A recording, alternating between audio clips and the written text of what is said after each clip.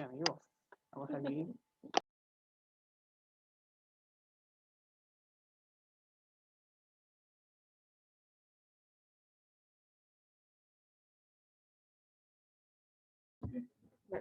Voy a hacer panelistas.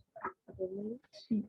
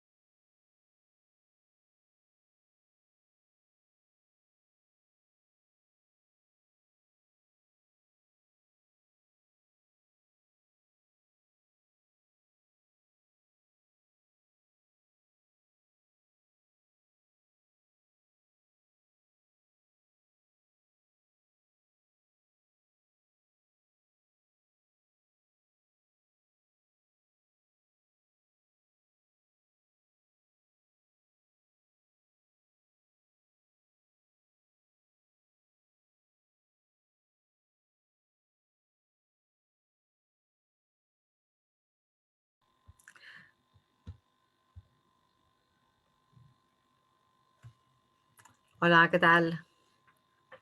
¿Se oye? Se oye, se oye. Vale.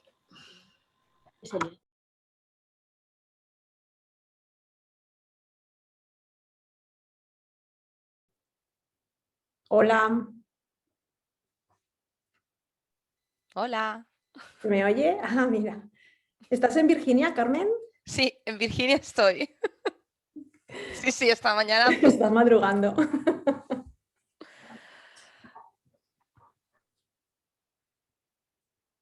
Bueno, pues un saludo desde el futuro. No, desde el pasado, ¿no? Sino del futuro, el futuro. Del futuro. Sí, yo llegaré en 6 horas a la 1 de la tarde, Sí, sí. es verdad, es verdad.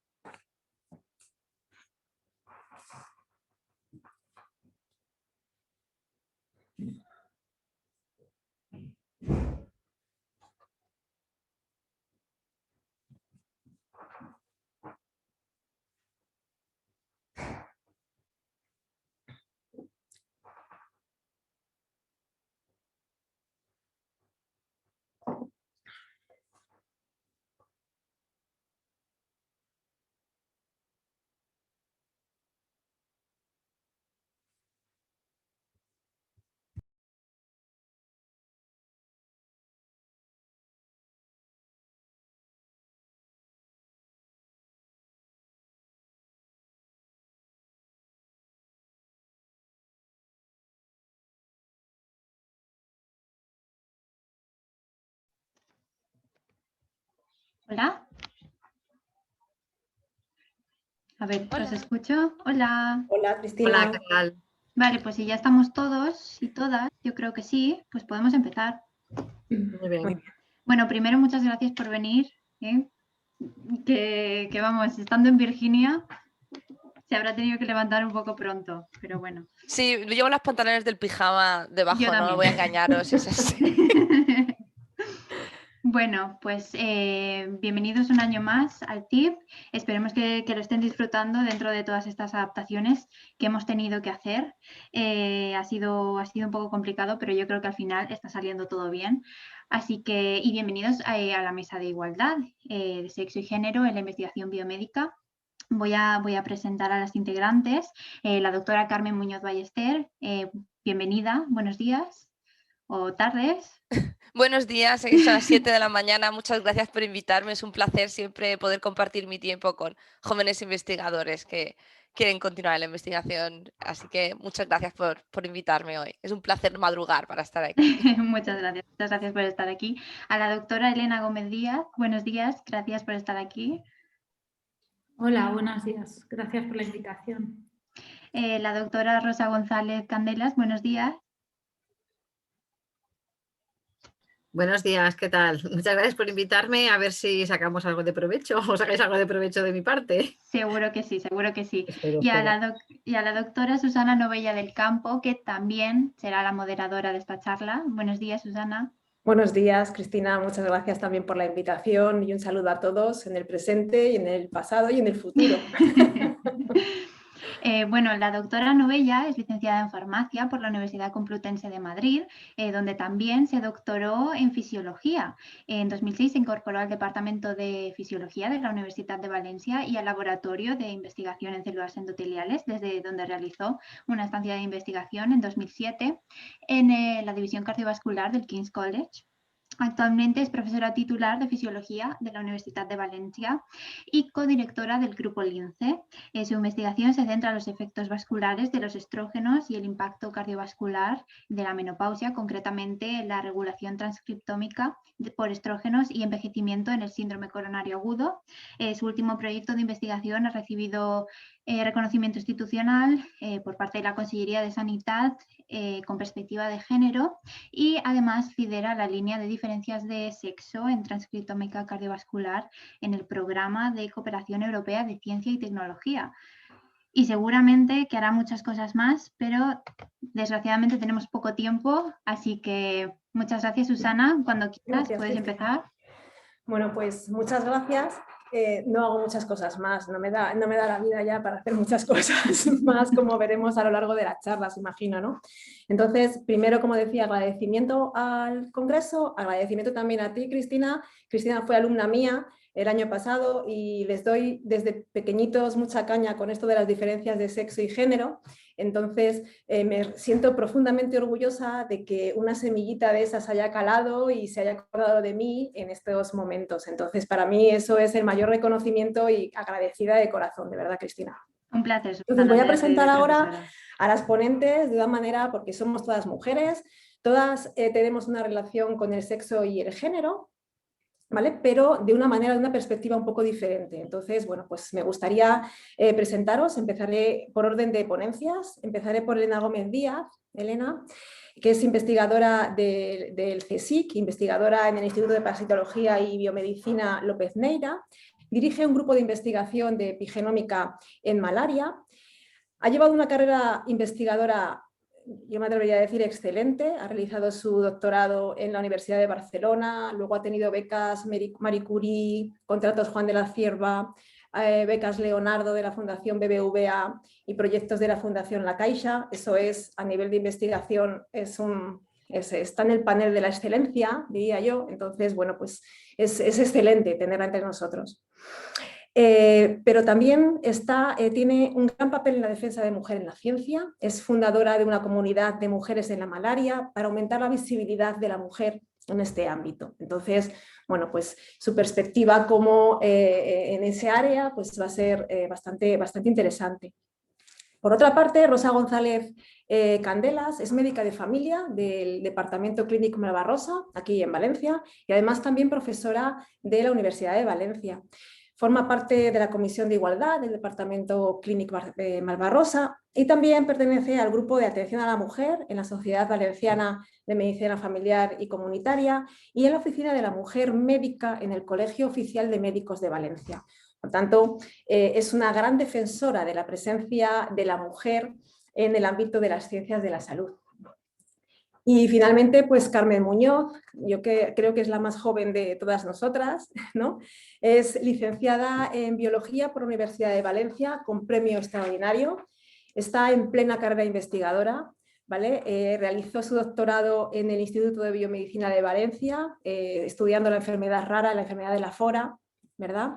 Y ha continuado con su carrera investigadora, pues, por un breve paso por el Instituto de Investigación Príncipe Felipe en el Franklin Biomedical Research Institute de Virginia Tech, donde está ahora madrugando, como hemos dicho antes.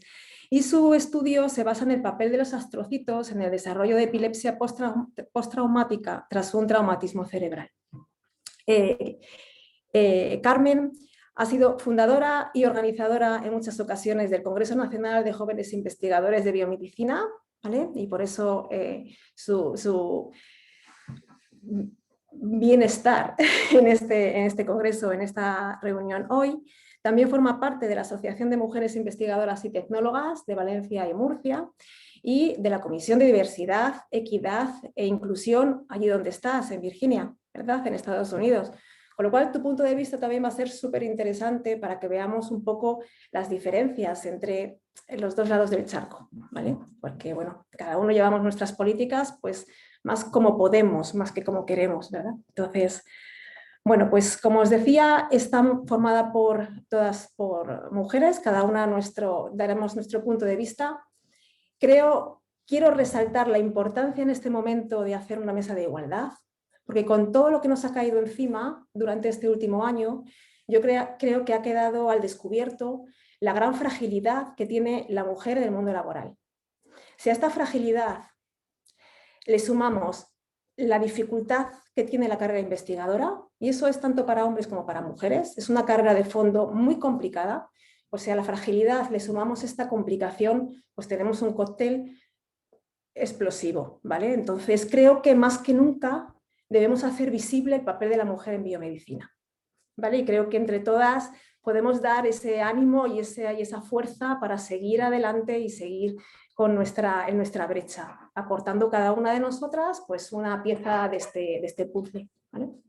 Entonces, voy a colgar ahora una presentación que he preparado pues, para hablar un poquito, para introducir el tema, porque aparte de visibilidad, pues me gustaría tocar algún tema de políticas científicas que se están llevando, pues estas diferencias de sesgo que alguna de vosotros imagino que tocará, o políticas de conciliación, pero políticas de conciliación reales, ¿vale? Adaptadas a la ciencia, que la ciencia no es administración tal cual, la ciencia es una carrera muy específica y muy especial. Entonces, bueno, pues me gustaría que todos esos temas al final quedaran un poquito tocados por aquí. Bien, pues voy a compartir mi pantalla, ¿vale? Para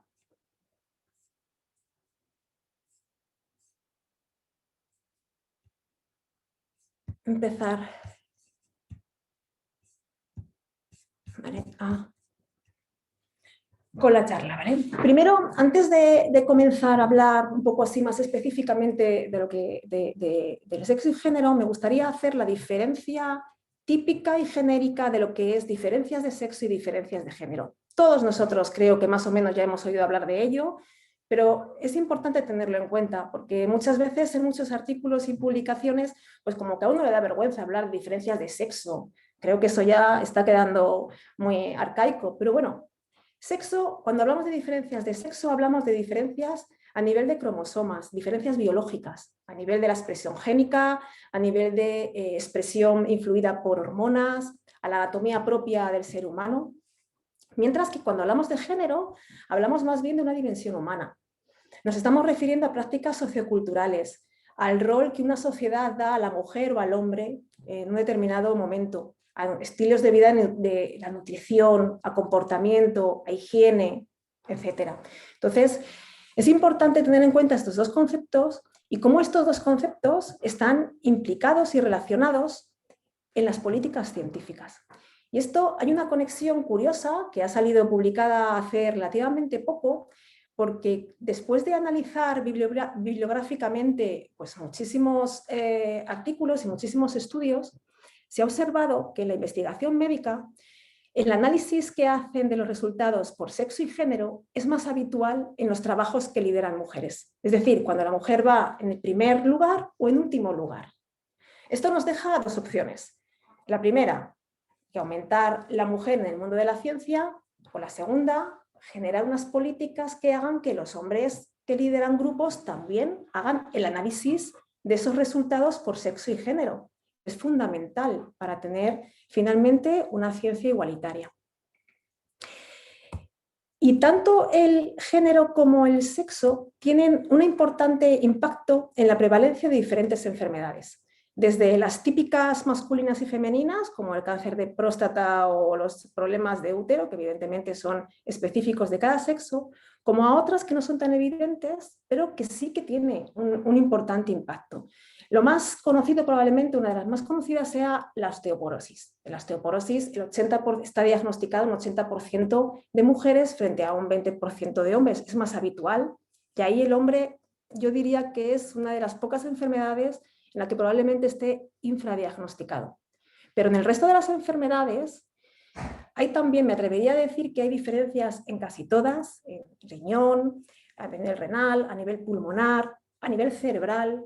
Hay muchos estudios, ¿verdad, Carmen? Que hay muchos estudios que hay diferencia en la expresión de habilidades, de conocimientos, y etcétera, tanto en un cerebro femenino como en un cerebro masculino.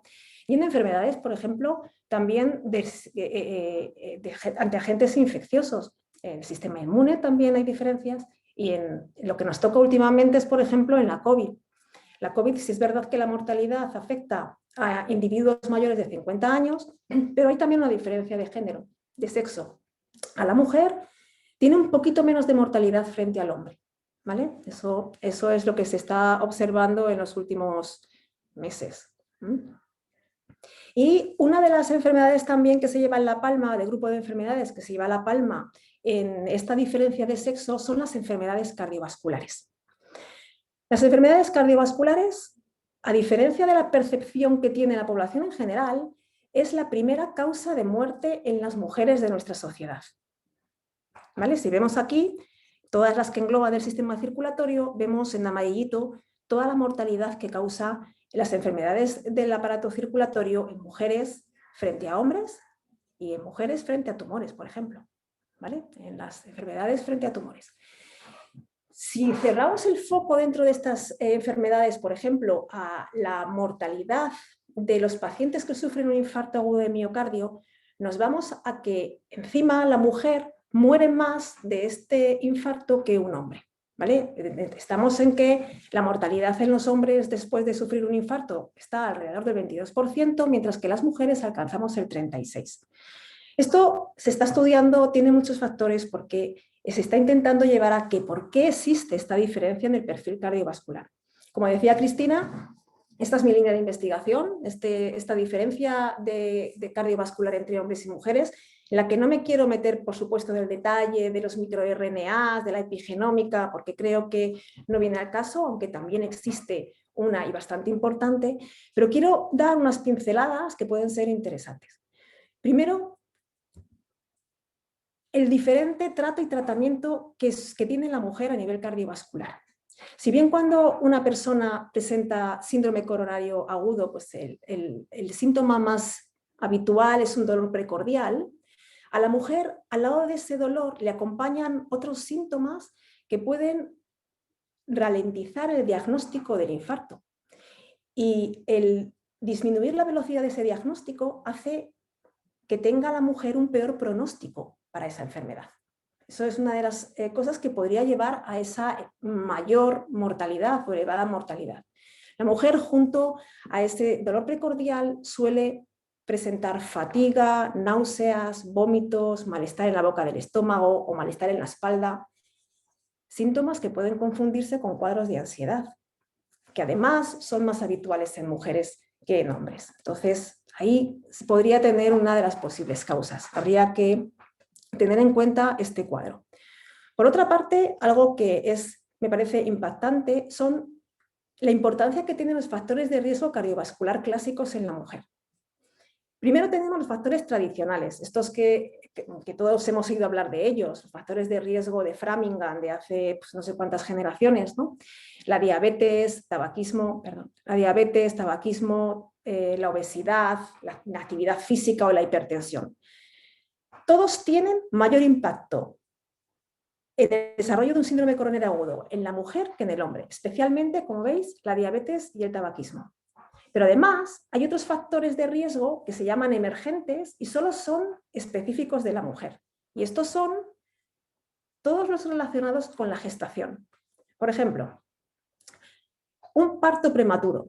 El tener un parto prematuro por debajo de las 34 semanas hace que aumente mucho la incidencia o la prevalencia de las enfermedades cardiovasculares en un futuro, así como todos los desórdenes hipertensivos, la eclampsia, preeclampsia.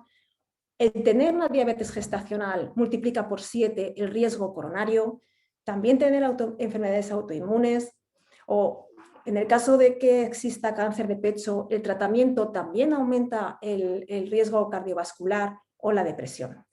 Y curiosamente, es algo que a tener en cuenta también, por ejemplo, el no haber perdido peso durante el año siguiente al parto es un predictor de sobrepeso. Y ese aumento de peso y esa obesidad está directamente relacionada además con los factores de riesgo cardiovascular.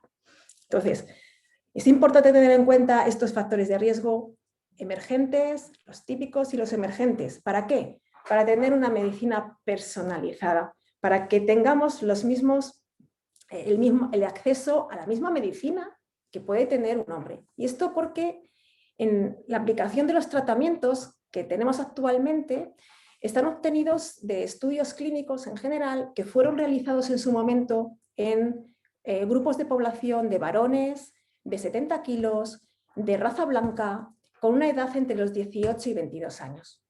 ¿Vale? Y a partir de esos datos, a las mujeres se nos ha aplicado esos tratamientos pensando que éramos pues, iguales, pero más chiquititos, corrigiéndonos por peso. ¿Vale? Somos más pequeñitas, nos darían menos dosis o incluso la misma. ¿Vale? Pero hay muchísimos datos en el que incluso hay medicamentos que han tenido que ser corregidos en los últimos años por la dosis y porque el efecto es totalmente diferente al obtenido en los varones. Y esto, ¿cómo se consigue el tener esa medicina personalizada o remar hacia esa medicina personalizada o a esa inclusión de la mujer? Pues actualizando las políticas científicas. Esto necesitamos una coordinación política entre, primero, las agencias financiadoras. Creo que además también en esta época ha quedado de manifiesto que sin pasta no hay investigación, necesitamos financiación, si no, no hacemos nada. Por otra parte, las universidades o centros de investigación tienen que tener evaluadores e investigadores que integren estos género y sexo. La universidad como centro de formación, creo que es fundamental que desde pequeñitos, desde primero, Cristina, empecemos a daros ya un poquito, a sembraros por ahí un poquito la semillita de, ojo, que esto existe. Esto existe y hay que mirarlo, hay que enfrentarlo, ¿vale? ¿Para qué? Para desarrollar métodos de análisis adecuados de esos datos de sexo y género, ¿vale? Necesitamos un mayor rigor, reproducibilidad, inclusión de la mujer y transparencia en la investigación. Esto me gusta aquí resaltar que dentro de la actualización de la política científica quiero destacar el papel de Londa Schiringer, que es además doctora honoris causa por la Universidad de Valencia en 2018. Le tenemos aquí junto al anterior rector Esteban Morcillo y la actual rectora Mavi Mestre.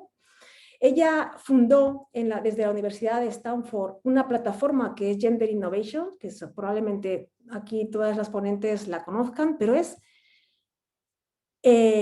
una plataforma que facilita la el acceso a el análisis de esos datos de género y sexo en diferentes áreas, tanto en la medicina como en la ciencia, como en la ingeniería, como en el medio ambiente, ¿vale? Entonces, si nos vamos a la medicina, ¿vale? Y damos al casos y estudios de salud y medicina y a la implicación del sexo y género, pues vemos todas las actuaciones que se pueden llevar y todos los protocolos que se pueden llevar a cabo en diferentes aspectos. El año pasado había 3 o 4, este año ya hay 11. ¿Vale? Esto es un suma y sigue y creo que estamos empezando a despegar por este lado.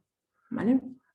Entonces, bueno, me parece que es importante que todos los que están aquí echéis un vistacillo a la plataforma de Gender Innovations, porque de verdad es una pasada de página, ¿vale? En respecto a las políticas de actuación. Y ojo, también me gustaría destacar, es innovación en género, ¿vale? Que ahora está muy de moda la innovación y parece que tiene que ser algo súper tecnológico, pero no, innovación también es esto, ¿vale? Introducir a la mujer, parece mentira, pero es una innovación. Y finalmente, pues destacar la política científica también de la universidad a la que pertenezco en el plan de igualdad, que es el tercero que llevamos, ¿vale? Y que está en pleno auge con sus marcadores, indicadores, etcétera. Y recomendaros también una lectura de perspectiva de género en medicina, en el que está coordinado por María Teresa Ruiz Cantero, en el que, bueno, pues se dan una serie de detalles de las diferencias de sexo y género a lo largo de todos estos años y de las políticas científicas. Y bueno, con esto, por aquí agradeceros muchísimo, he abreviado mucho de mi ciencia en otro momento, ¿vale? Que me encantaría hablaros en otro momento. Y doy paso, por tanto, ahora a Elena, ¿verdad? A Elena Gómez Díaz, ¿de acuerdo? Muchas gracias. Gracias, Susana. Bueno, fantástica presentación. No sé si lo voy a poder hacer tan bien como tú. No, seguro que mejor. Bueno, voy a ver si puedo compartir pantalla. A ver si funciona. Tienes que dejar tú de compartir, creo. Espérate, porque yo estoy volver a la reunión. A lo mejor me tengo que ir. Deberías tener como un cuadrito rojo de dejar compartir pantalla. Tienes una cosa... Ya, no, si es que me ha sacado de Zoom. Me ha salido, mira, ¿salgo y vuelvo a entrar, Cristina? A ver, en teoría, prueba a darle al cuadradito verde abajo, no sé si lo tendrás. No, es que directamente me ha desaparecido. Deja de... Vale, ya está. A ver, sube la flecha hacia arriba. Arriba tiene que haber... ahora, sí, perfecto. Perdona, es que me ha cambiado la barra arriba. Me callo ya. Silencio.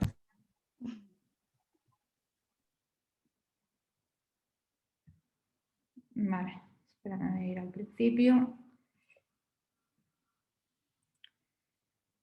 Vale, pues nada, después de la presentación de Susana, poco que decir respecto a mí. Es tal cual, en adición o además de lo que ha comentado, soy coordinadora también de la Comisión de Igualdad del IPBLN, de nuestro centro, y bueno, estoy metida también en varias comisiones de igualdad del CSIC. Yo os voy a hablar un poco de lo que he trabajado estos últimos años en relación a mujer y ciencia y a la necesidad, pues, de poner, de mejorar la situación de la mujer en el mundo científico y en el concreto en el CSIC, ¿no? El romper un poco, pues, las barreras a las que nos enfrentamos y todas esas estructuras y prácticas, pues, que hacen que el techo de cristal para las mujeres en nuestro organismo sea aún a día de hoy muy pronunciado. Y una de las cosas en las que voy a hablar es que si bien la estructura científica y el sistema científico es un ambiente muy adverso para las mujeres, y eso es difícil de cambiar porque nos viene desde arriba, digamos, como individuos sí que hay muchas cosas que podemos hacer desde de abajo a arriba para cambiar ese sistema, ¿vale? Tanto el sistema de valores como el sistema de funcionamiento. Y eso es de lo que quería hablar un poco hoy. Entonces, bueno, como todos sabéis, la igualdad de género, tanto en todos los ambientes que rodean a un individuo, es un derecho humano universal, pero existen múltiples ámbitos en los que eso no se cumple y uno de ellos es la ciencia también. Entonces, las mujeres suponen solamente el 28% del personal investigador en el mundo, a pesar de pues, llevar a cabo enormes avances y haber contribuido de manera fundamental en el avance de la ciencia antes, ahora y en el futuro también. Entonces, esa desigualdad es algo en lo que hay que trabajar y lo que hay que cambiar. Aquí en nuestro país la situación no es mejor, o sea, esas cifras se replican. Esto es una gráfica que muestra la evolución del porcentaje de mujeres y hombres en el CSIC desde el 2008.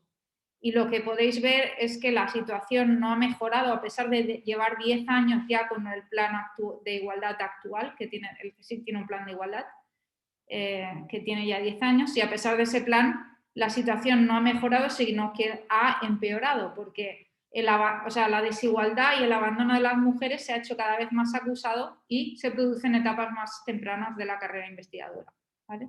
Aquí abajo veis esas diferentes etapas de la carrera investigadora. Una de las razones principales por las cuales se produce ese abandono y esa diferencial incorporación de mujeres al mundo científico en el CSIC, y que ocurre también en otras instituciones en España, es, en primer lugar,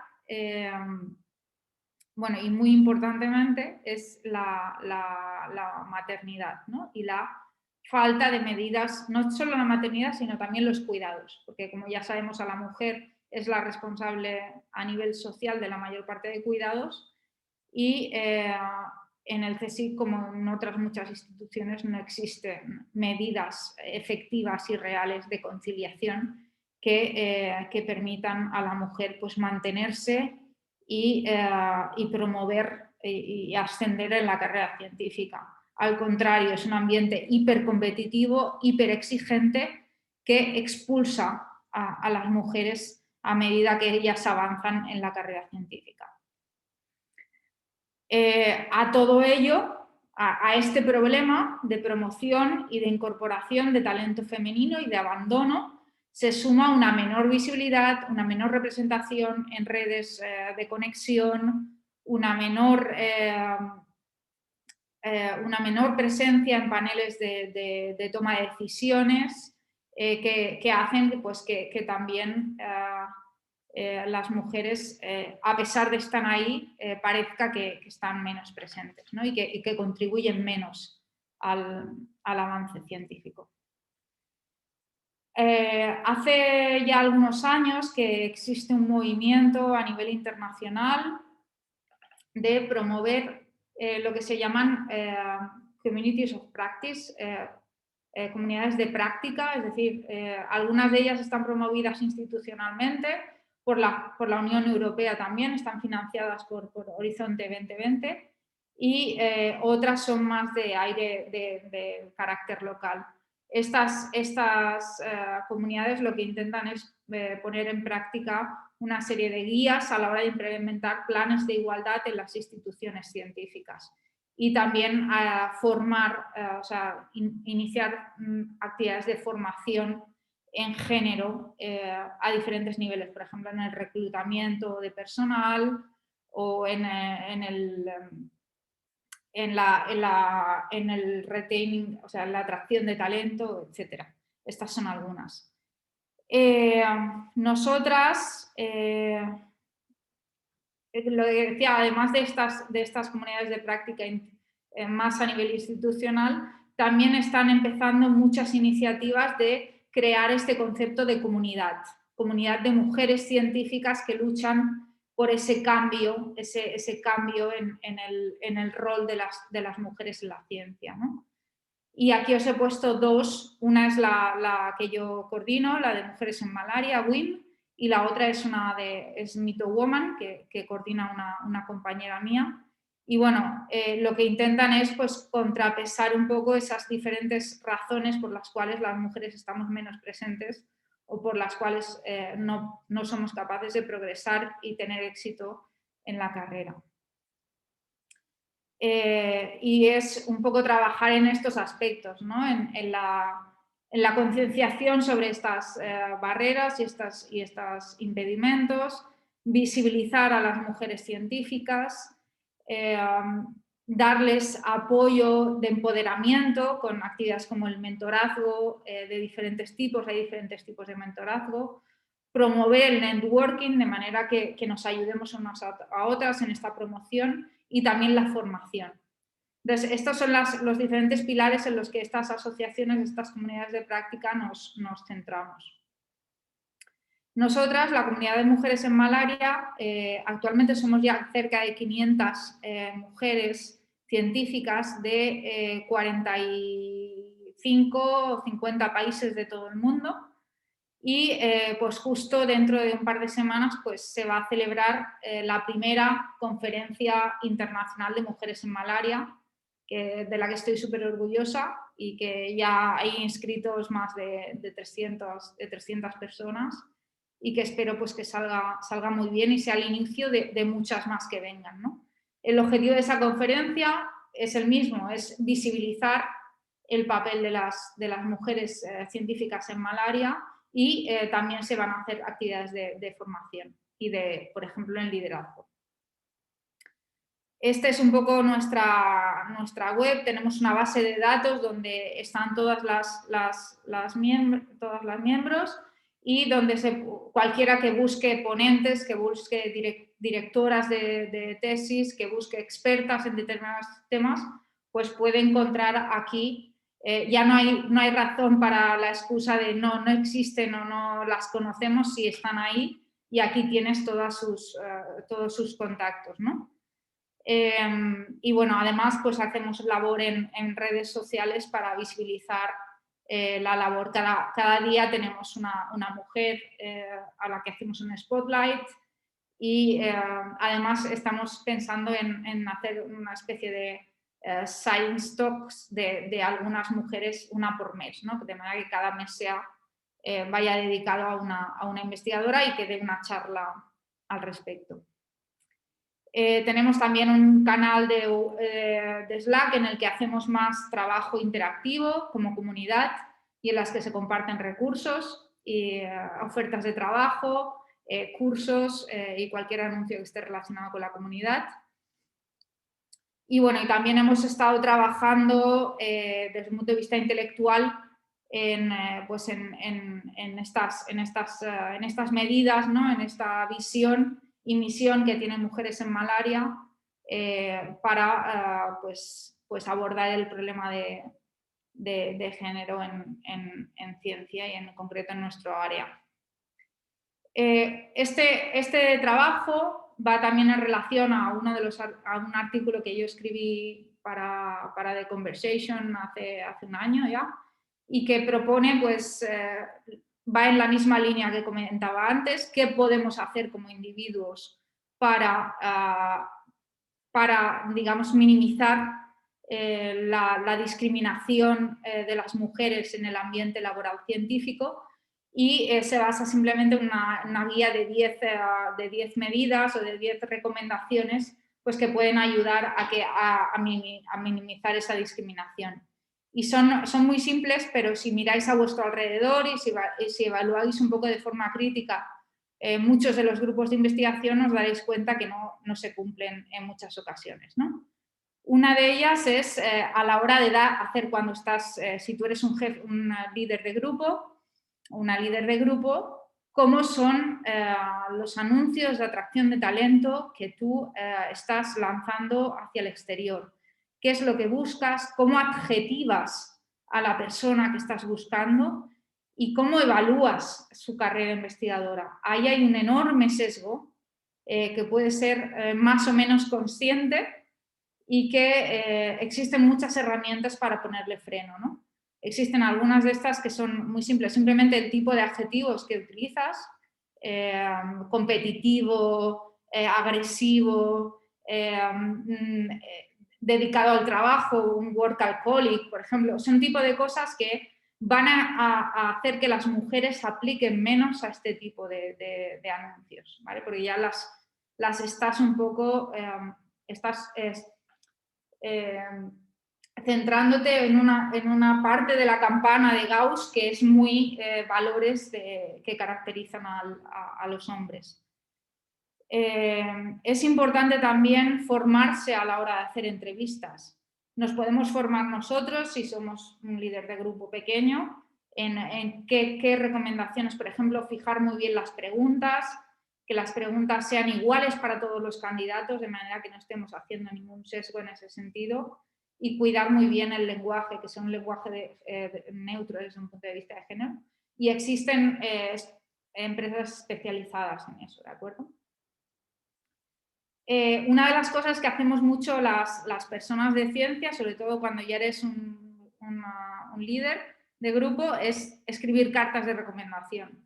Tenemos que tener en cuenta que las cartas de recomendación van a determinar el futuro de muchas personas y que depende cómo las escribamos, podemos estar haciéndole un flaco favor a esa persona. Entonces hay que tener también, hay que ser muy consciente de escribir igual, ya sea para una mujer y para un hombre, y tener en cuenta si estamos haciendo algún tipo de diferenciación por género. Existen herramientas, ¿vale? Que podemos consultar para no caer en eso. Y luego a la hora de organización en el lab, pues por ejemplo, intentar, tanto si organizamos conferencias como si organizamos reuniones en nuestro ambiente de trabajo, tener en cuenta esa conciliación. No vamos a poner una reunión a las 8 de la mañana, porque seguramente una persona que tenga hijos, pues para ella sea imposible, y seguramente a lo mejor será, por la estructura social, será la mujer la que más tenga que pague el pato. Tenemos que tener en cuenta las diferencias en los caracteres y en las personalidades, intentar dar voz a todas las personas en el laboratorio, a pesar de que sean más o menos dominantes o intervencionistas. Y también intentar evitar las jerarquías, rotar la palabra, por ejemplo, de manera que te asegures que todo el mundo participe. No sé cómo voy de tiempo, no me quiero extender. Es muy importante también ser muy consciente, formarse en el sesgo inconsciente que hacemos todos, ya seamos hombres y mujeres. El sesgo inconsciente no es algo que hagan solamente los hombres, es algo que llevamos metido en nuestro cerebro por la cultura y por la organización social en la que vivimos.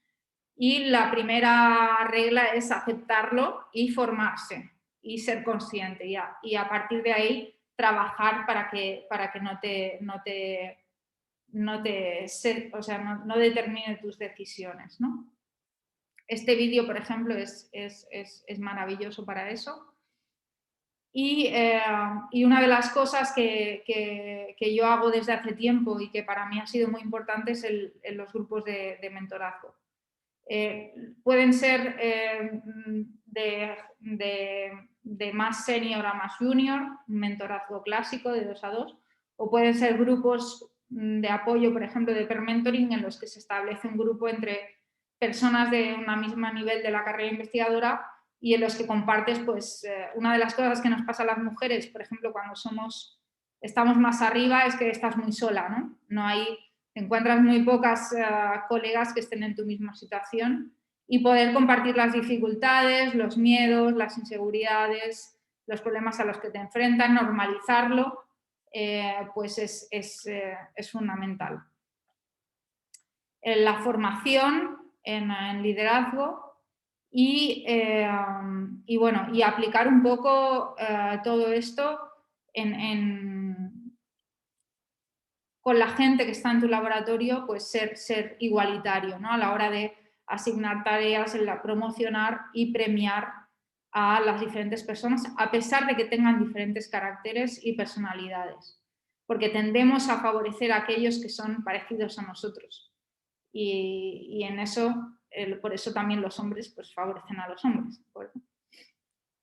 Y bueno, sobre todo la importancia de tener en marcha, de tener en práctica protocolos que funcionen y que funcionen para evitar el acoso sexual en el ambiente de trabajo, y más que perseguir el acoso, que también ponerle freno de antes, es decir, trabajar por un ambiente de trabajo en el que no promueva situaciones en las que se puedan producir el acoso. Y por eso es tan importante la existencia de estas comisiones de igualdad locales que trabajen en los centros de investigación y que sean accesibles a la gente, que no sea un ente abstracto que no sabes a quién recurrir si tienes un problema de este tipo. Y por último, pues involucrarte en todas las actividades que están en marcha y que se están haciendo para visibilizar y concienciar acerca de esos problemas. Y ya está, no quiero extenderme nada más. Si queréis más información me escribís, y aquí son algunos de los recursos de los que he hablado a lo largo de la presentación. Muchas gracias.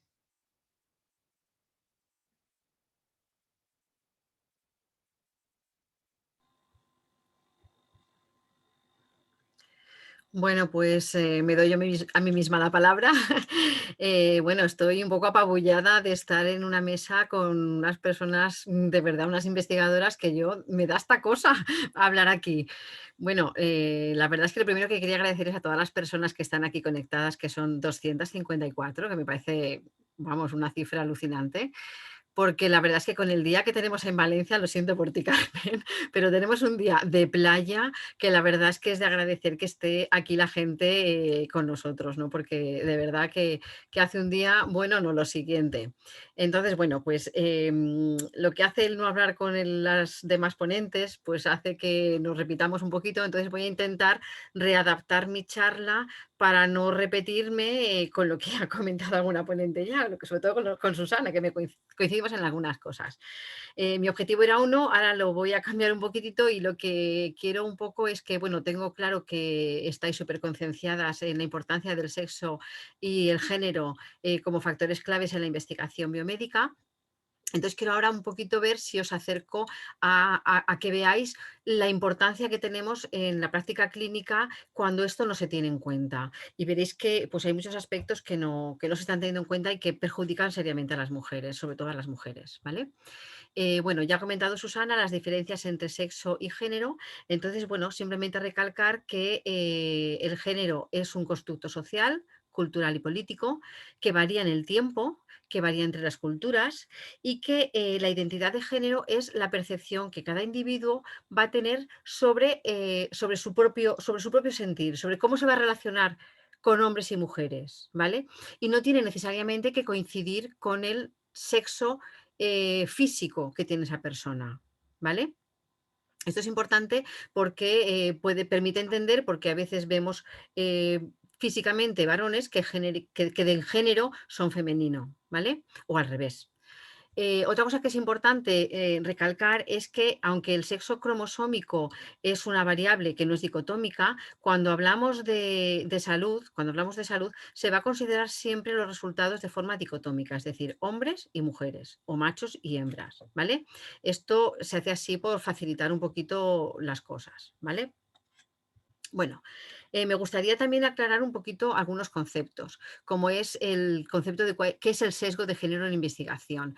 Entonces, el sesgo de género en investigación pues, se define como cuando aparecen planteamientos erróneos en igualdad o existen diferencias que no existen entre ambos sexos, bien por la naturaleza, bien por el comportamiento, bien por el razonamiento que se hace, y esto va a generar un conocimiento erróneo y por tanto va a llevar a que haya una conducta discriminatoria de un sexo con respecto a otro.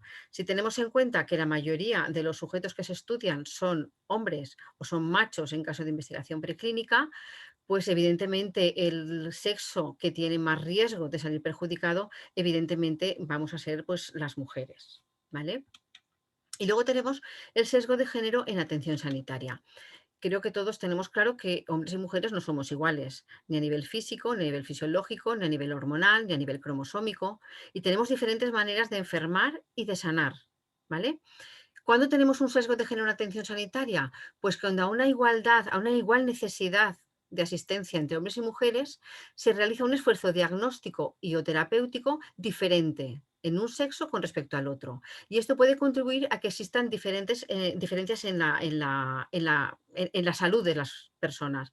Como estamos diciendo, que siempre lo hacemos todo en favor del hombre, todas las investigaciones que se hacen mayoritariamente se han realizado hombres y extrapolamos lo que se da a los hombres, lo extrapolamos a las mujeres, pues evidentemente salimos más perjudicadas las mujeres.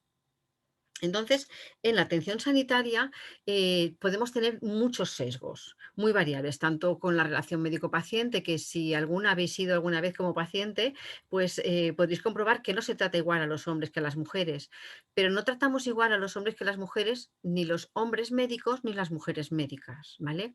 Existen diferencias en el proceso diagnóstico, en la prevención, en el seguimiento. Yo me voy a centrar un poquito en la parte de los procesos terapéuticos, un poquito ver en qué situación nos encontramos las mujeres en la práctica clínica en función a lo que se ha investigado.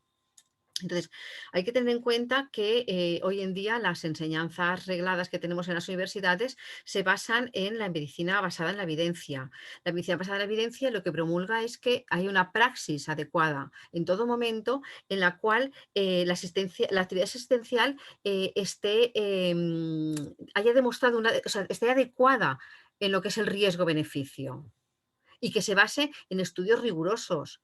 Pero luego veremos que la mayoría de los estudios, aunque puede que sean rigurosos en su inicio, a la hora de publicarse no se publican desagregados por sexo, ¿vale?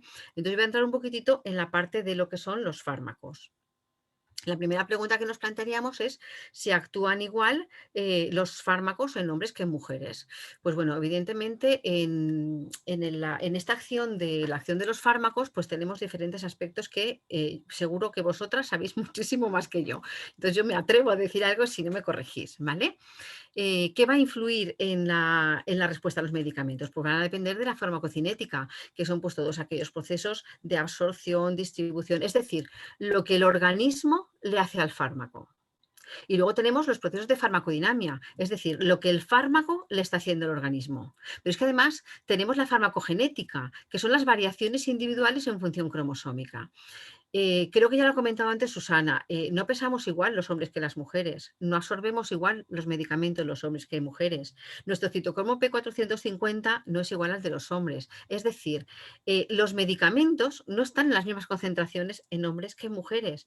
Y es curioso, pero por si no lo sabéis, yo soy médica, no soy investigadora como vosotras, pero en medicina la mayoría de los fármacos se recetan igual a hombres que a mujeres, independientemente del peso que tengan. Así como en la infancia sí que se tiene en cuenta el peso del niño y de la niña, en la edad adulta no se tiene en cuenta, ¿vale? Además, pues hay variaciones hormonales que muy pocos fármacos están. Yo no sé si se han estudiado o no, a lo mejor sí que se ha estudiado, pero no está publicado, por lo menos no se está extrapolando a la clínica. Entonces, esto es una cosa que tenemos que tener en cuenta.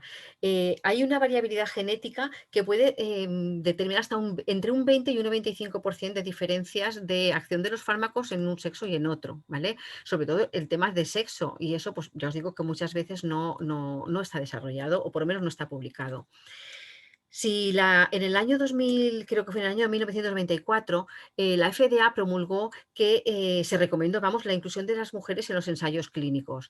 25 años después, en este estudio que realizaron en California, analizando 2000 ensayos clínicos en prestigiosas revistas de investigación, pues vemos cómo el resultado, si recogía la variable sexo en los resultados, pues bueno, yo creo que lo mejor es mirar. Sí que todo lo que tenía que ver con reproducción, estaba recogido, pero ni en los preclínicos ni en los clínicos se recogía ni tan siquiera la palabra sexo. No vamos a entrar en el género, que entrar en el género ya eso es para nota, es más complejo. Creo que Susana lo ha explicado muchísimo mejor que yo, ¿vale?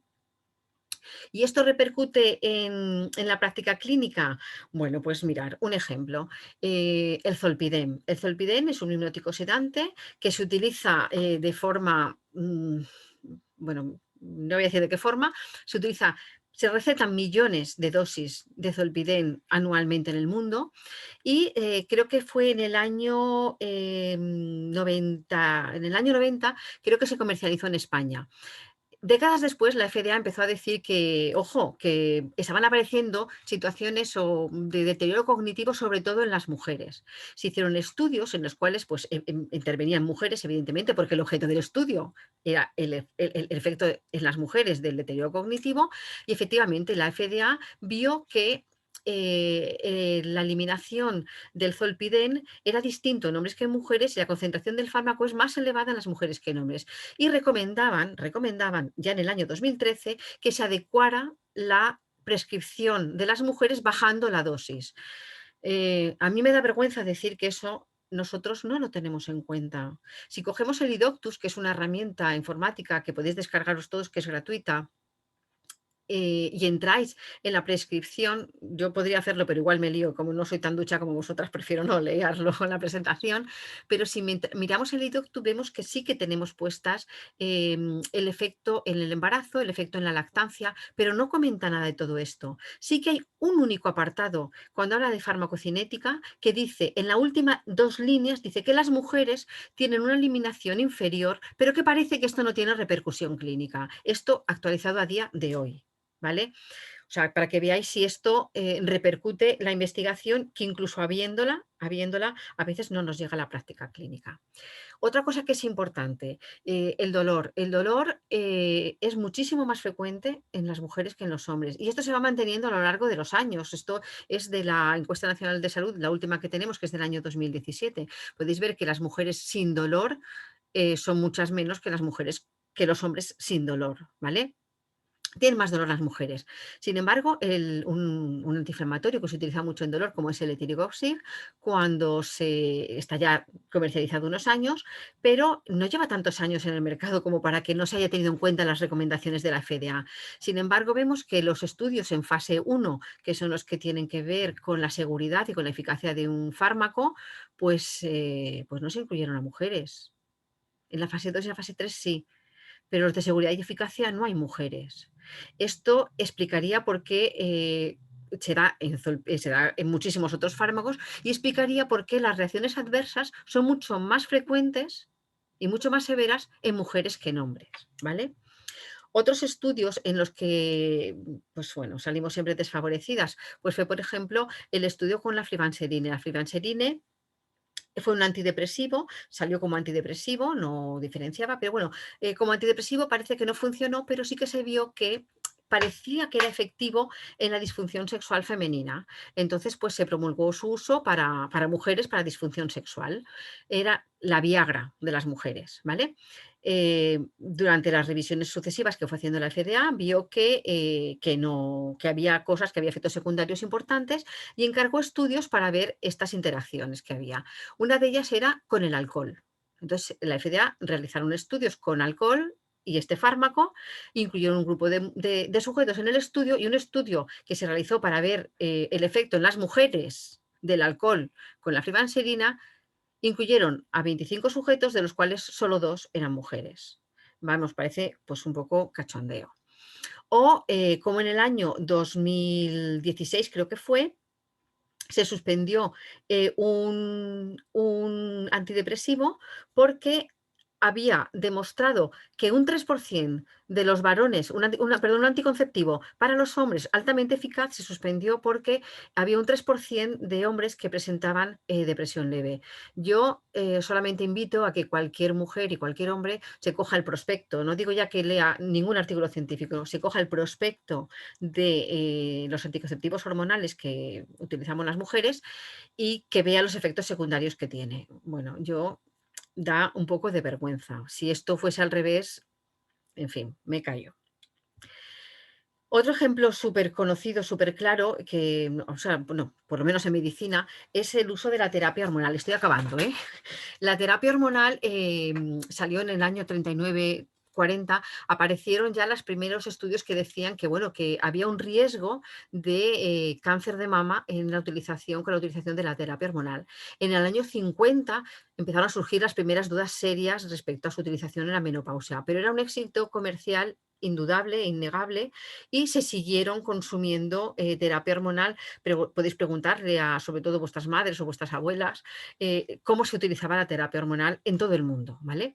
En el año 75 se vio su asociación con el cáncer de endometrio, pero no pasa nada porque en el año 80 lo combinamos con la progesterona y eliminábamos ese riesgo.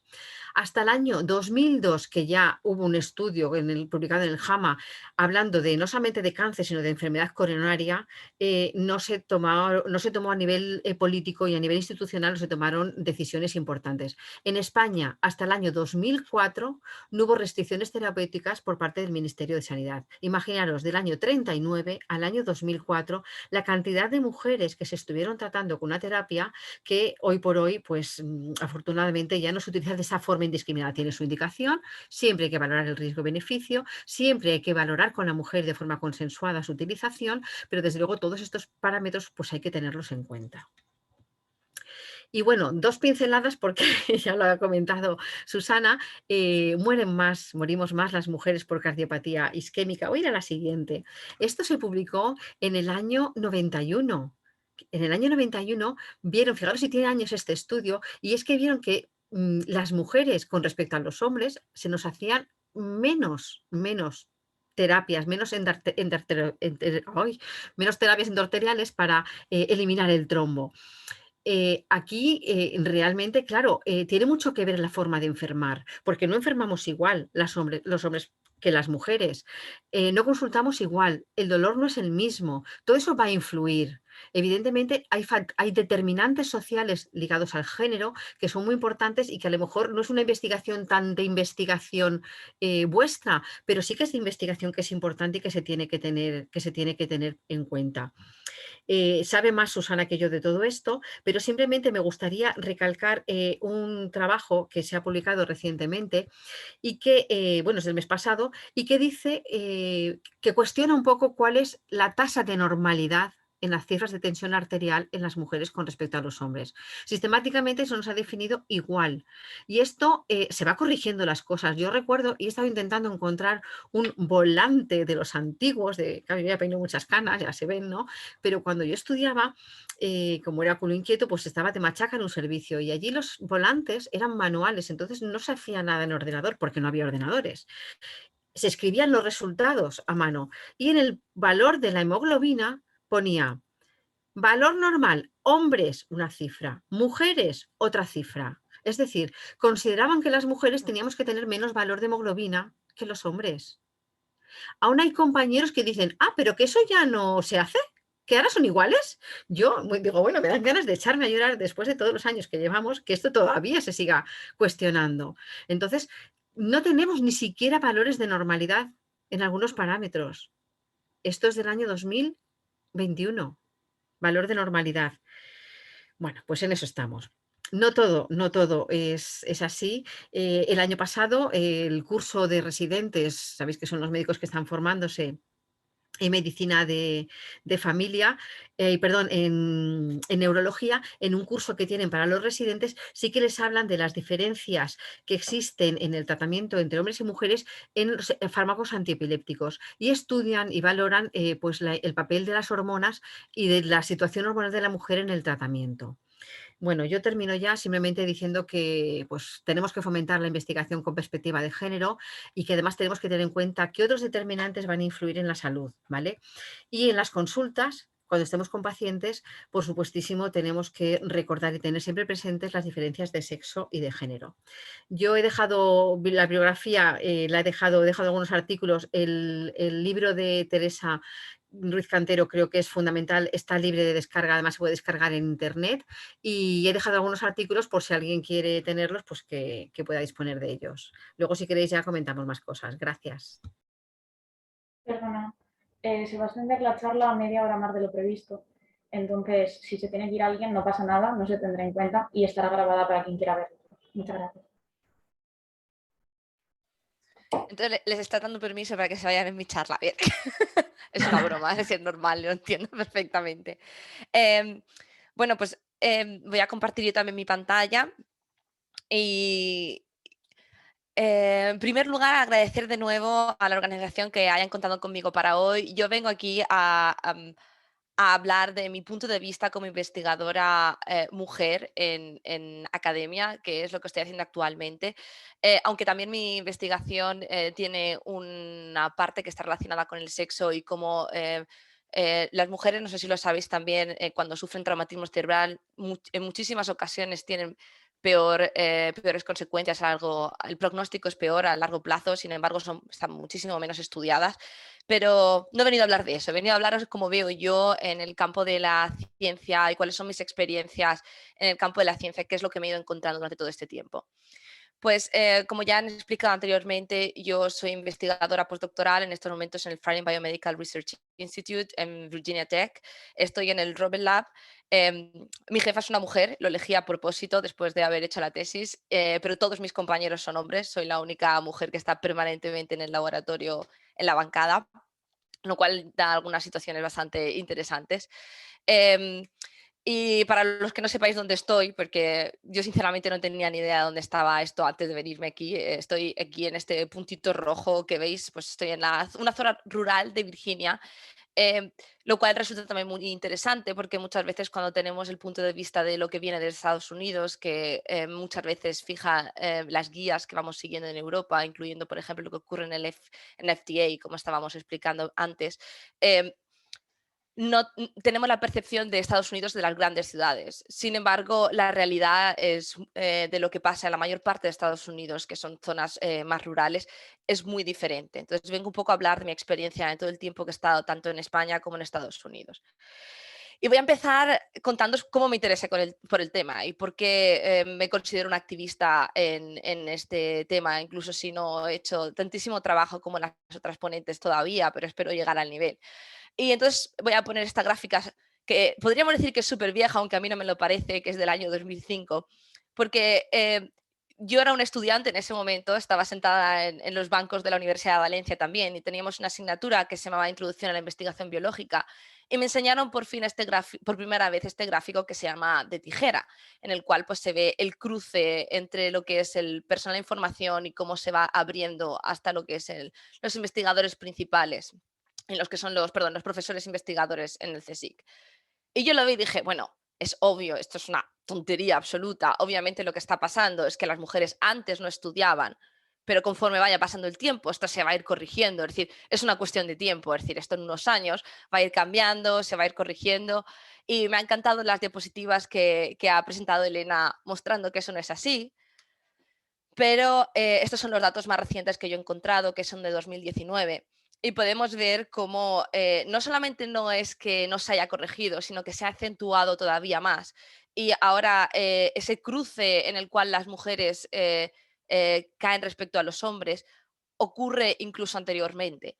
Entonces, la primera vez que yo me di cuenta de que esto era un problema en el cual teníamos que intervenir para solucionarlo de manera más eficiente y más rápida es cuando me dijeron cuántos años tardaríamos en llegar a una igualdad en los extremos de la tijera, en los extremos superiores de la tijera, si no interveníamos anteriormente. Eso fue en el 2014 en una conferencia de neurociencia y yo abrí los ojos por primera vez, porque me dijeron que según unos estudios que habían hecho en Suiza, al ritmo actual en el cual esto se va compensando y vamos cerrando la brecha de la tijera, tardaríamos unos 300 años en solucionarlo. Luego he escuchado otros datos más esperanzadores que los sitúan en 110 años, pero la primera vez también me dijeron 300 años y dije, bueno, entonces tengo que hacer algo, yo tengo que ponerme también manos a la obra y tengo que contribuir para intentar cambiar esto. Y quiero decir que yo en este momento me encuentro aquí en la carrera investigadora. Yo soy una postdoc, me encuentro en este momento comenzando a hacer solicitudes y comenzando a plantearme cuál va a ser la línea investigadora que voy a tener en mi futuro laboratorio. Y es cuando estoy viendo realmente cómo las otras postdoc, mis compañeras, están cayendo y están dejando y abandonando la carrera investigadora. Y es una cosa que para mí está siendo muy obvia y me genera incluso problemas de identidad, ¿no? A veces es como, bueno, ¿qué pasa? Yo no soy una mujer que tengo estos deseos y estas ganas que tienen las otras, ¿qué pasa conmigo? Y entonces te das cuenta de toda la presión social y todos los roles de género, cómo te han ido afectando y cómo tienen un impacto en cómo tú misma visualizas tu carrera investigadora. Una vez dicho eso, no puedo obviar que se trata de un tema controvertido, incluso si vamos adelantando mucho. Entonces he sacado algunas frases que yo misma, es decir, yo les he ido escuchando a lo largo de mi carrera investigadora. Y digo yo porque, como Susana había mencionado anteriormente, creo que soy la más joven de las ponentes, pero yo también las escucho. Entonces, yo escucho mucho yo no creo que haya una discriminación hacia la mujer en la ciencia, ya hemos llegado a la igualdad, todos tenemos los mismos derechos, es que a mí todo eso del feminismo pues no me va, yo creo en la igualdad, todas estas cosas, esta que es la misma que yo misma decía, estas cosas no hacen falta. Antes sí que había machismo en ciencia, pero ya las nuevas generaciones, esto ya se va a acabar, esto ya no va a existir. También escuchas eso de que a mí que pongan cuotas y que elijan a alguien por el hecho de ser mujer, a mí me parece muy mal, hay que coger al mejor y ya está. Yo es que todo esto lo veo muy feminazi. Y luego la típica de, bueno, ¿y los hombres también podemos ir a eso? ¿Eso también nos afecta a nosotros? ¿Tenemos algo que decir ahí? Y quiero hacer el contraste entre todas estas cosas que escucho y las otras cosas que yo también he escuchado en el laboratorio, viniendo muchísimas ocasiones de compañeros, pero también de investigadores principales. A mí me ha ocurrido, por ejemplo, de escuchar el día de una tesis doctoral, decirle un investigador a una chica, ¡ay! Hoy sí que has venido vestida de chica, que yo lo considero extremadamente inapropiado. He oído también decir eso, que a un investigador referirse a su doctoranda diciendo que solo está ahí porque tiene que hacer algo mientras su novio hace el doctorado, quitándole valor completamente a su trabajo. Eh, He escuchado también esto, pensaba que esto era parte del pasado, pero yo lo he escuchado, que alguien ha llegado simplemente a una cierta posición por acostarse con quien se acuesta. Ocurre en muchísimas ocasiones cuando hay un matrimonio de investigadores, esta frase se puede aplicar y es muy cruda y para mí es horrible. Luego he oído a investigadoras principales diciendo que si las otras no llegan, simplemente es que no son suficientemente ambiciosas y competitivas, diciendo que es que a las mujeres nos falta esa ambición, nos falta ese deseo de llegar y por eso no lo hacemos. Esta frase se resume en sí misma, esto es real, esto es un investigador que en estos momentos está jubilado, afortunadamente para las mujeres que trabajaban con él, pero las acusa de ser histéricas porque, claro, tiene el útero, ¿no? Es decir, es como haciendo referencia a que el hecho de que estés en un momento de tu ciclo menstrual te vuelve menos profesional y competente y cuestionan qué es lo que estás, de qué te estás quejando, qué es lo que estás aportando a la discusión. Y a mí esto me lo dijeron a mí misma cuando le comuniqué a mi director de tesis que me iba a casar, me dijeron, ay, pero ¿cómo vas a acabar la tesis doctoral entonces? Porque claro, todos sabemos que las mujeres no se pueden casar si no tienen que abandonar la carrera investigadora. Yo no creo que estas cosas sean dichas con maldad, creo que al contrario, son dichas de manera inconsciente y eso lo hace todavía peor. Pero bueno, una vez he presentado esto, no querría hablar solo de mi experiencia, sino de cómo son las cosas realmente, porque tenemos ciencia que nos ayuda a ver los datos y ver los problemas, ¿no? Entonces, tenemos este primer estudio que a mí me parece muy interesante porque es de un MBA de la Harvard Business School. Es decir, una universidad, pues sí, reconocida, Harvard, diremos que bastante importante, en la cual es muy difícil acceder y esperarías que todo el mundo fuese muy ambicioso. Pues cuando estudias a los estudiantes egresados de esa universidad, lo que encuentras son datos como los siguientes. Como que, por ejemplo, las mujeres solamente en un 26% esperan que su pareja le dé prioridad a su propia carrera, comparado con los hombres, que es del 50%. E igualmente también hay, si ves cuántas personas divididos por género esperan que su pareja sea la que se tome el cuidado de los hijos principalmente. Ves que los hombres esperan, en un 66% de ellos esperan que las mujeres sean las que se hagan cargo principalmente de los hijos comparado con las mujeres, que son un 42%. Esto asumiendo, claro, una relación heterosexual, eso también hay una cosa que hay que destacar, que es algo que el estudio no hace referencia. Esto es de 2014, espero que si lo repitiesen tuviesen en cuenta también eso. Luego además había un dato muy claro y es que si se contaba cuántas de esas mujeres, cuántas mujeres habían tomado un permiso de al menos 6 meses para cuidar a sus hijos, el 28% de ellas lo había hecho, mientras que solo el 2% de los hombres había puesto en pausa su carrera por 6 meses para dedicarse a cuidar a sus hijos. Entonces, esto te está diciendo que esta gente súper competitiva en estas instituciones todavía sigue teniendo estos sesgos sobre el cuidado de los hijos y sobre quién tiene que tener la prioridad en la carrera profesional. Este es otro estudio que se publicó en 2016 y al que ha hecho, Elena ha mencionado algo parecido. En este estudio, básicamente lo que estudian es cómo hacemos las cartas de recomendación. Entonces, a una igualdad de currículum, las mujeres tienen un 50% menos de posibilidades de recibir una carta de recomendación en las cuales se juzga cómo son brillantes, cómo son excelentes y se hable más de su trabajo duro, de cómo puedes confiar en ella. Entonces, realmente estamos escribiendo cartas de recomendaciones diferentes para las mujeres y no importa si la persona que la escribe es un hombre o una mujer, estos sesgos funcionan para todos. No es un ataque contra los hombres, es un ataque contra la sociedad que está haciendo que estas cosas ocurran. Y luego, por mí, este es uno de los estudios más claros, es un clásico, publicado también en una revista bastante reconocida, digámoslo así. Ya me gustaría a mí publicar mi investigación ahí pronto, en PNAS. Le dieron 2 currículums exactamente iguales a un hombre, perdón, a diferentes investigadores, tanto hombres como mujeres. Y en unos de ellos, el candidato se llamaba Jennifer y en otro de ellos el candidato se llamaba John. Sí, eran exactamente el mismo currículum. Se llama el clásico estudio Jennifer John, le llaman así. Entonces, aquí lo que podéis ver, a ver, yo no lo puedo ver porque tengo esto que lo voy a poner aquí arriba, porque estoy compartiendo. Se juzgaba a las mujeres como menos competentes, menos contratables y se les ofrecería menos mentorización que a los hombres, siendo exactamente el mismo currículum. Incluso, perdón, estoy haciendo algo raro que no me va a pasar nunca. Vale, ya está. Cuando se juzgaba cuánto se le debería pagar a esa persona, las mujeres sistemáticamente recibían deberían recibir un importe menor, incluso teniendo exactamente el mismo currículum. Ahora la pregunta es, ¿por qué ocurre esto y cómo podemos solucionarlo? Porque, como decía Susana, una cosa que he aprendido de los americanos y que me encanta de ellos es cómo son pragmáticos, ¿vale? Este es el problema y podemos estar hablando del problema por horas, presentando estudios uno tras otro que muestren que esto es una realidad. Pero ¿por qué ocurre? Y lo más importante es, ¿qué podemos hacer para solucionarlo? Y no solo a nivel institucional, sino también a nivel individual. Y eso es con lo que me gustaría acabar. Tengo un par de estudios y luego mis sugerencias. Entonces, por ejemplo, una de las cosas que ocurre es que desde que son niños,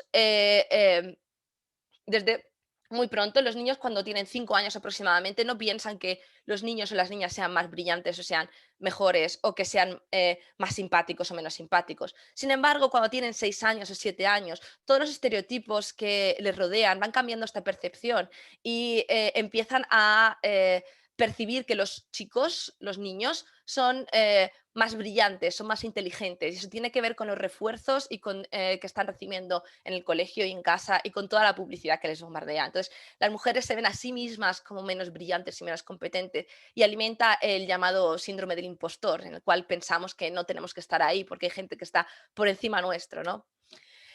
Este estudio es de este mismo año, en el cual creo que es especialmente importante porque hemos tenido la pandemia y la cuestión es que siempre se ha visto que las mujeres llega un momento en el cual empiezan a publicar menos que los hombres. Entonces, este estudio está hecho en lo que los americanos llaman el tenure track, que es como cuando consigues la posición de profesor, tienes como 5 años en los cuales te van evaluando hasta que consigues la plaza fija, ¿no? Entonces, esto es el 0 indica el momento en el cual obtendrías esa posición y empiezan esos 5 años y lo que ocurre antes y lo que ocurre después. en todos los casos, en diferentes disciplinas. Y lo que es interesante es que las mujeres que no tienen hijos son prácticamente igual de competitivas y publican exactamente a las mismas, con los mismos ratios que publican los hombres, ¿no? Es decir, realmente no existe una diferencia sustancial. Sin embargo, cuando las mujeres tienen hijos, empezamos a ver esta discrepancia en el ritmo de publicación. Entonces, lo que se ha visto, por tanto, es que aquello que impacta mayoritariamente la productividad de las mujeres en academia es el hecho de tener hijos, y está respondiendo, esto responde a una realidad que tenemos, y es en cómo se distribuyen los cuidados. Em, ¿Y por qué es tan importante implementar políticas que permitan acabar con esta diferencia en cómo se distribuye nuestro tiempo?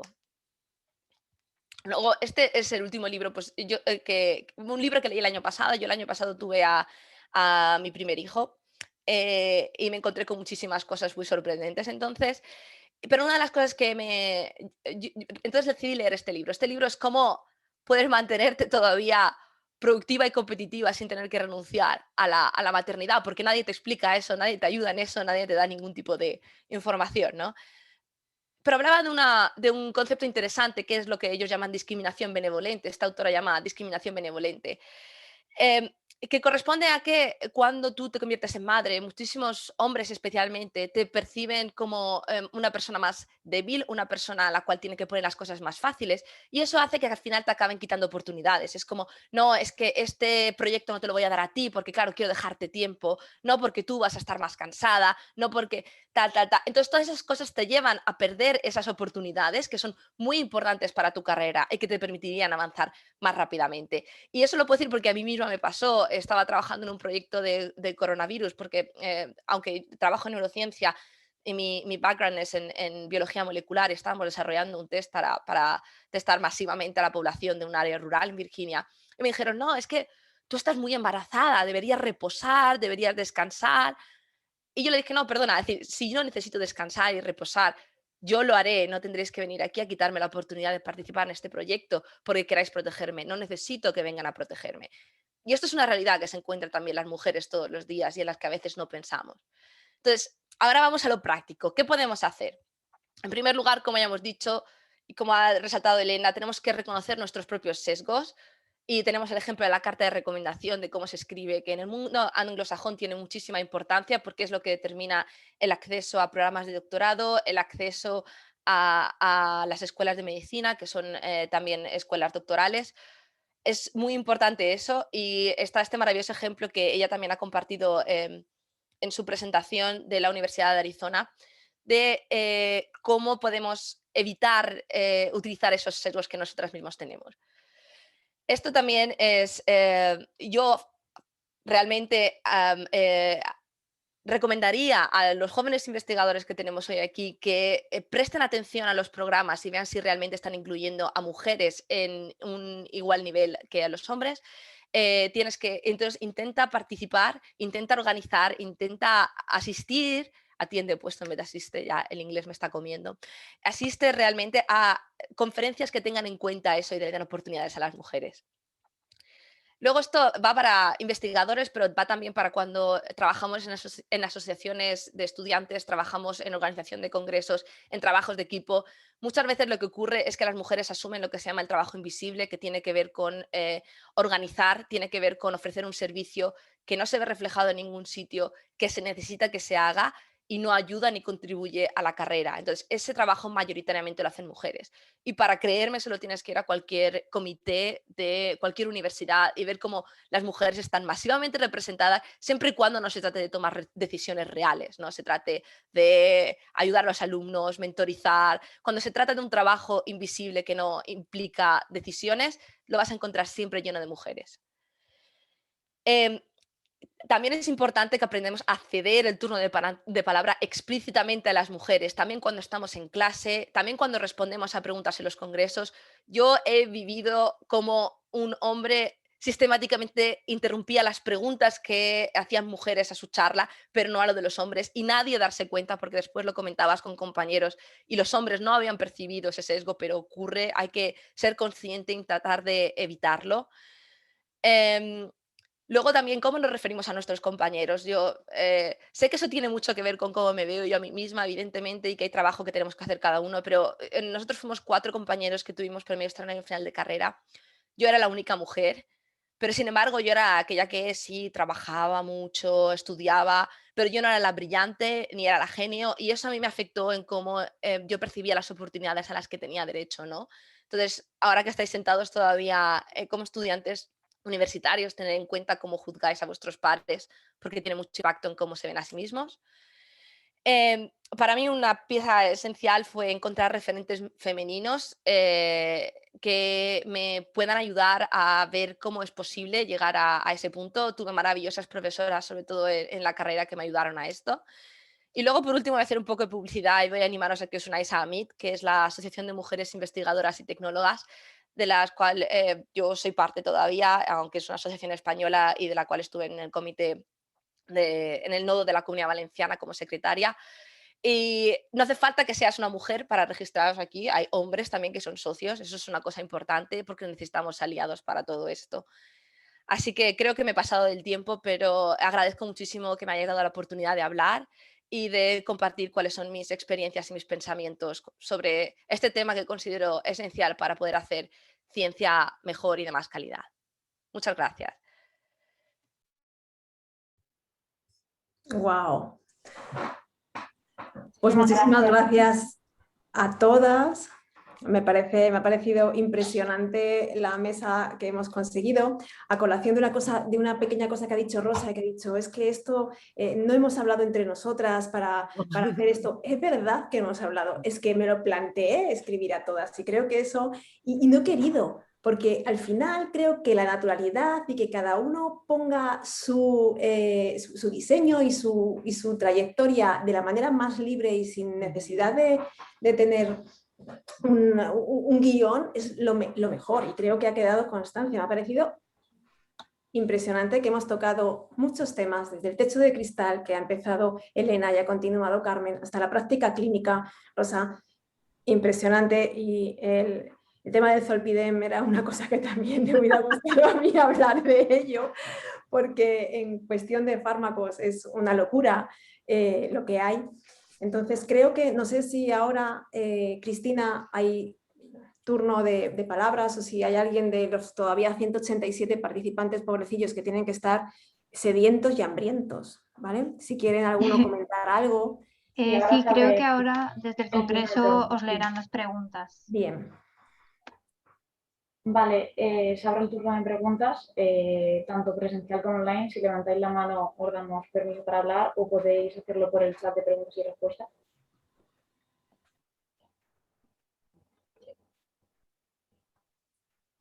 Diego Valencia, que tenías la mano levantada.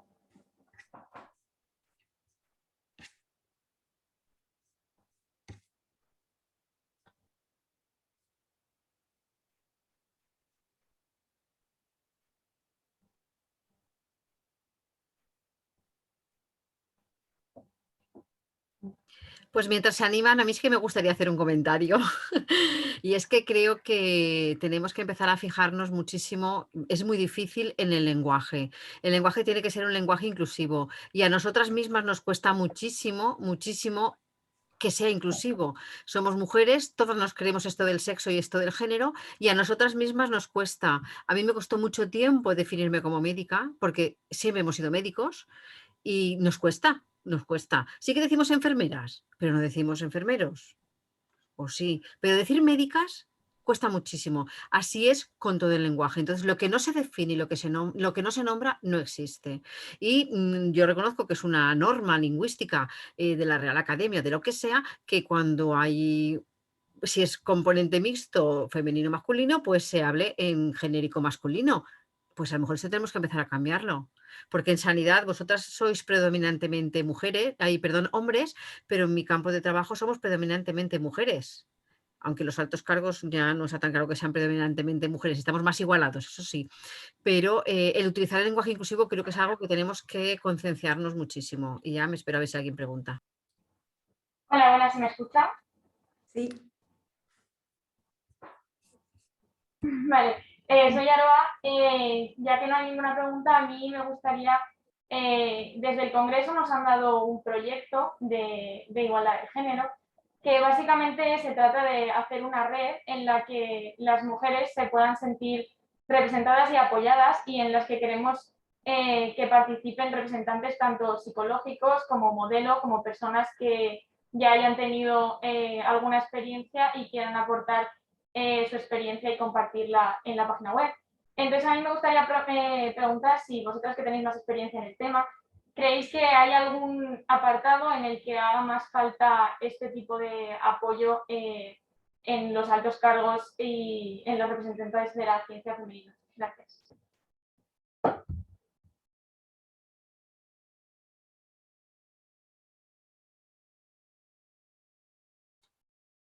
Yo no sé si te he entendido bien la pregunta. Dices si hay algún aspecto que sea más importante recalcar.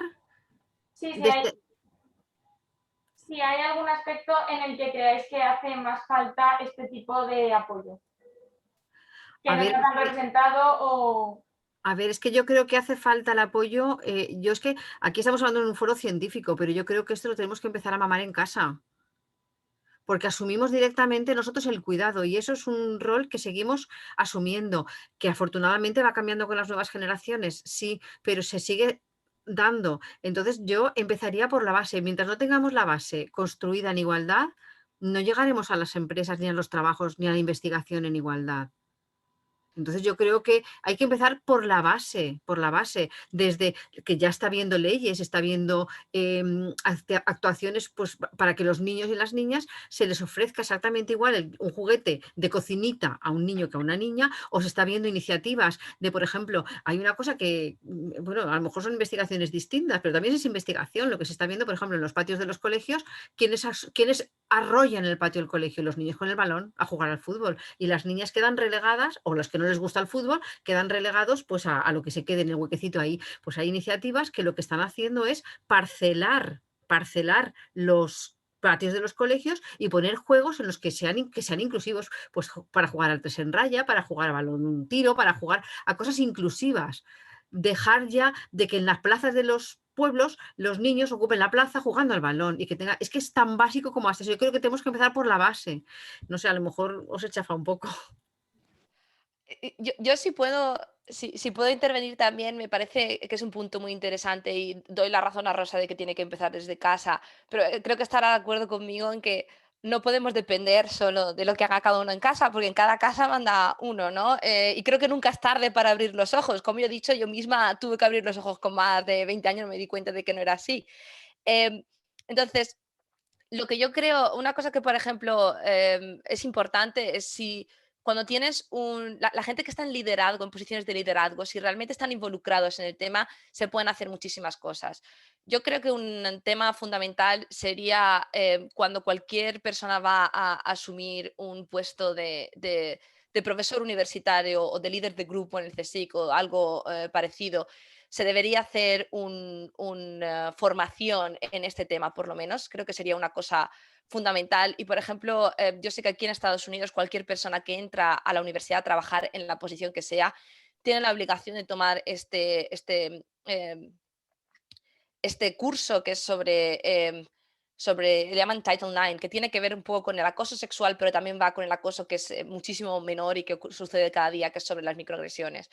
La realidad es que el problema no está resuelto aquí, pero sí que considero que es un primer paso. Creo que si realmente hay un liderazgo que está implicado, debería favorecer la formación del personal.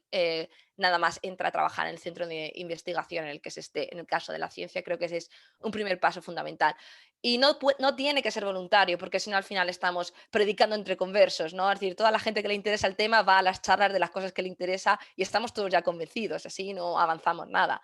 ¿Cómo consigues superar eso? Yo creo que ese sería, si quiero trabajar en un centro que realmente haya igualdad, tengo que favorecerla yo, poniéndolo desde el principio, cuando entras por esa puerta. Vale, gracias. Hola, yo también quería hacer una pregunta. Primero que todo, muchísimas gracias por todas las charlas, me han parecido súper interesantes. O sea, todas desde luego merecéis estar donde estáis, más arriba. así que fuera el síndrome del impostor. Y luego, hablamos justo con este tema que estáis comentando. ¿Qué opinión merece la discriminación positiva y los cupos que se han nombrado antes?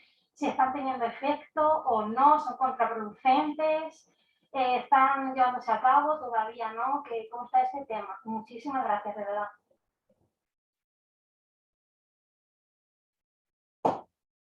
Uf, ese es un tema con mucha controversia, porque efectivamente con esto de los cupos hablo yo, bueno, pero en fin, es que esto puede dar para mucho, porque creo que cada persona puede tener su opinión, ¿no? Entonces, creo que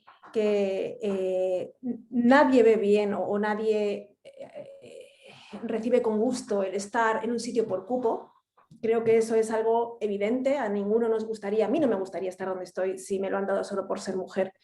Creo que detrás hay una carrera que me ha costado mucho, un gran esfuerzo y he conseguido lo que he conseguido sin cupo, ¿no? Entonces, no me parece que sea producente, pero sí que es verdad que tiene que haber políticas de alguna manera. Políticas que incluyan a la mujer.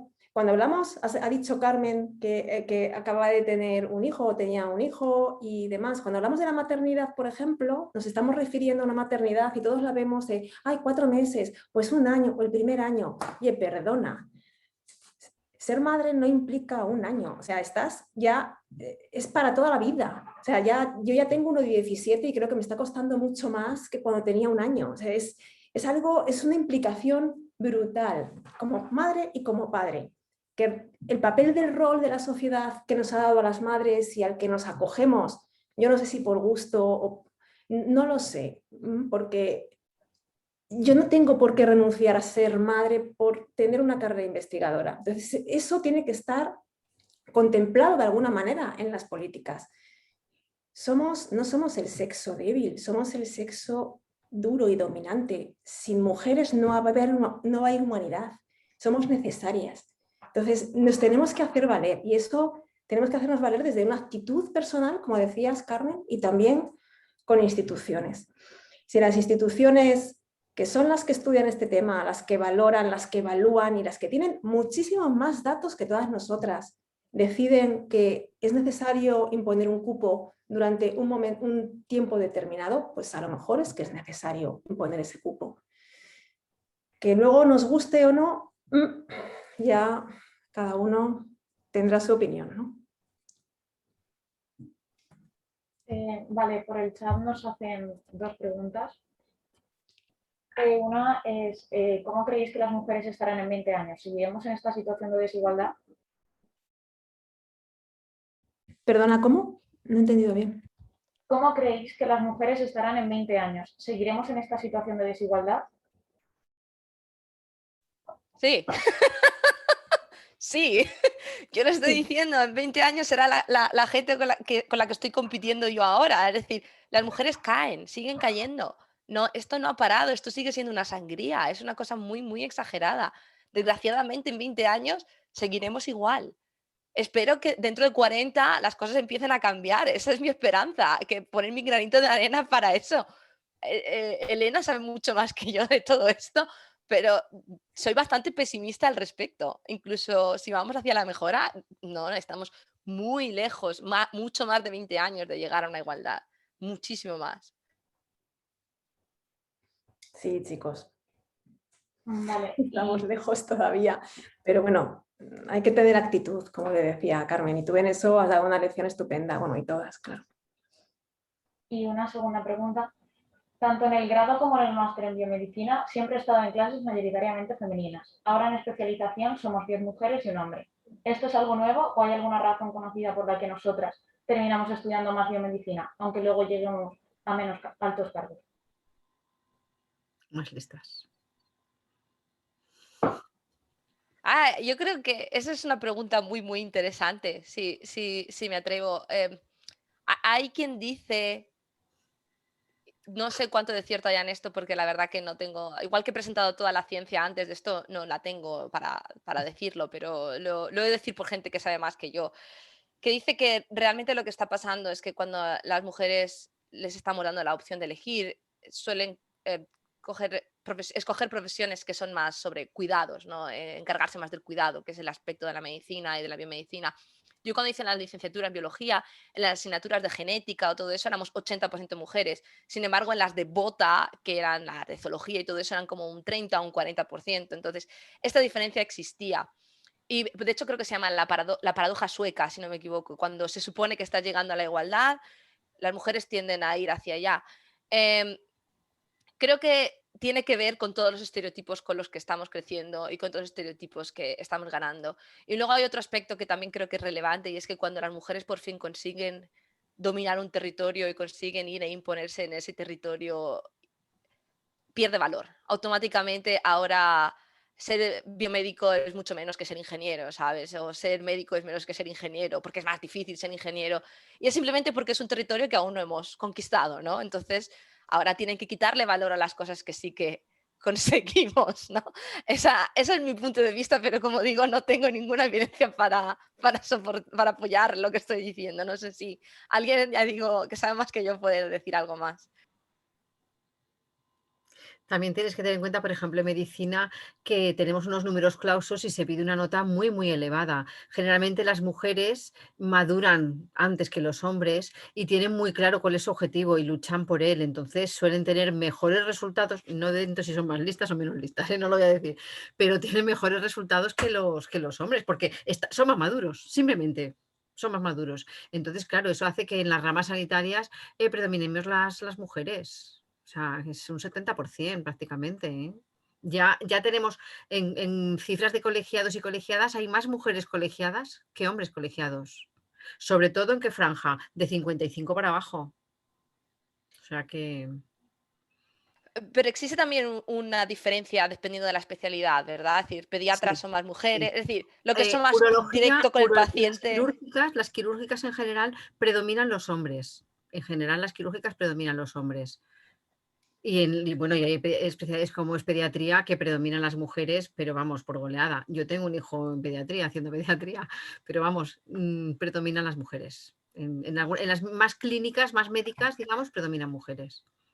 Muchísimas gracias por esta charla tan interesante y necesaria, y damos por finalizada la mesa de igualdad. Solo recordaros que a las 3:30 empiezan las comunicaciones orales extra.